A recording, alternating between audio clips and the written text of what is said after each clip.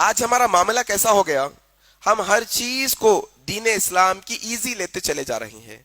میں نے آپ کو سمجھایا تھا کہ دیکھو جمعے کے دن اللہ سبحانہ و تعالی فرشتے کو خاص طور پہ مسجد کے دروازے پر بھیجتے ہیں، جو اپنے ہاتھ میں اٹینڈنس کا رجسٹر لیے کھڑا ہوتا ہے، جو بندہ آتا جاتا ہے اس کا نام لکھتے جاتا ہے۔ ہاں بھائی آگے عبداللہ، آگے عبد الرحمن، آگے محمد بھائی، آگے آپ، آگے نام لکھتا ہے۔ لیکن جیسے ہی بیان کرنے والا، خطبہ دینے والا اپنا بیان اور خطبہ شروع کرتا ہے تو وہ فرشتہ رجسٹر بند کر کے بیان سننے کے لیے آ کر بیٹھ جاتا ہے۔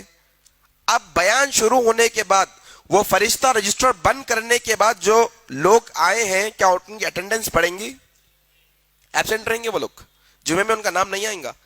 ایسے ہی ہم غفلت میں کئی جمعے پڑھتے چلے جا رہے ہیں، اللہ تعالیٰ کے بعد جب قیامت میں جائیں گے یہ سوچ کے چلے جائیں گے کہ پورے جمعے پڑے ہوئے ہیں، لیکن اٹینڈنس کا رجسٹر کھولیں گے تو جمعے کا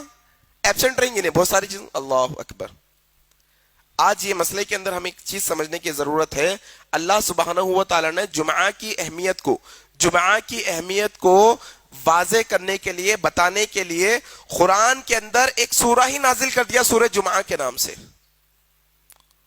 بہت سارے سورے نا، سورہ فاتحہ، سورہ نساء، سورہ بقرہ، سورہ آل عمران، تو ویسے ہی سورہ یاسین، سورہ رحمان، تو ویسے ہی ایک سورہ ہے جس کا نام ہے سورہ جمعہ۔ جمعہ کے دن کے نام سے سورہ رکھ دیا گیا، ماشاءاللہ۔ اور یہ سورہ کے اندر خاص طور پہ کیا کہا گیا، دیکھو آپ سورہ جمعہ، سورہ نمبر 65، اس کی آیت نمبر 9، اللہ تعالیٰ اس میں کہتے ہیں اعوذ باللہ من الشیطان الرجیم، یا ایہا الذین آمنوا اذا نودی للصلاة من یوم الجمعہ فاسعوا الی ذکر اللہ وذروا البیع ذالکم خیر لکم ان کنتم تعلمون۔ اللہ تبارک و تعالیٰ اس کے اندر ایمان والوں سے کہہ رہے ہیں، وہ لوگ جو ایک اللہ کو مانتے، آخرت پہ ایمان رکھتے، قرآن پر ایمان رکھتے، رسولوں پر ایمان رکھتے، تقدیر پر ایمان رکھتے، یہ سب لوگوں سے اللہ تعالیٰ کیا کر رہے ہیں، مخاطب ہو کے، یا ایھا الذین آمنوا اذا نودی للصلاة من یوم الجمعہ، اے وہ لوگوں جو ایمان لائے ہو، جمعہ کے دن کی اذان دی جائے تو تم اللہ کے ذکر کی طرف دوڑ پڑو اور خرید و فروخت کو ترک کر دو، چھوڑ دو۔ اللہ تعالیٰ اس کے اندر واضح طور پر ہمیں یہ سمجھا رہے ہیں، یہ بتا رہے ہیں کہ دیکھو جمعہ کے دن تم جب اذان دے دی جائے، جمعہ کے لیے پکارا جائے کہ دیکھو جمعہ کے دن تمہیں آنا ہے، تو سب سے پہلے اپنے سب چیزوں کو چھوڑ کر کہاں جاؤ، اللہ کے ذکر کی طرف مسجدوں میں آ جاؤ۔ اور کیا بنے اللہ تبارک و تعالی، وَذَرُوا الْبَيْعَ۔ وَذَرُوا الْبَيْعَ کا مطلب کیا ہوتا ہے؟ بیع کا جو معنی ہے یہ اس آیت کے اندر خرید و فروخت بھی ہوتا ہے۔ اذان ہو جانے کے بعد ایک ایمان والے کے لیے یہ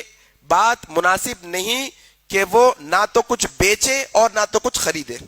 اور علماء اکرام نے کہا اس کے اندر بیع خرید و فروخت کے معنی میں یہ ہے کہ دنیا کے جتنے بھی انسان کے کام ہوتے ہیں وہ سب بیع میں آتے ہیں۔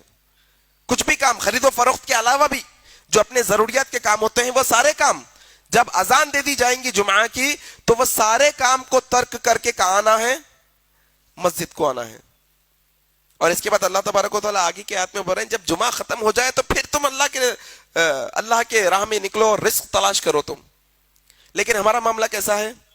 ہمارا معاملہ ایسا ہے کہ بھائی میری دکان ہے، میں کیا کرتا ہوں کہ میں دیکھو میاں میرے پاس کام کرنے والا لڑکا ہے، میں کیا کروں گا، پہلے میں جمعہ پڑھ لے کے آ جاؤں گا،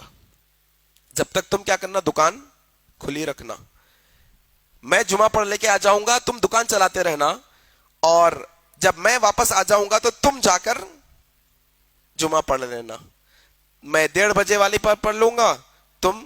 2 بجے والی میں پڑھ لینا۔ اذان ہو جانے کے بعد،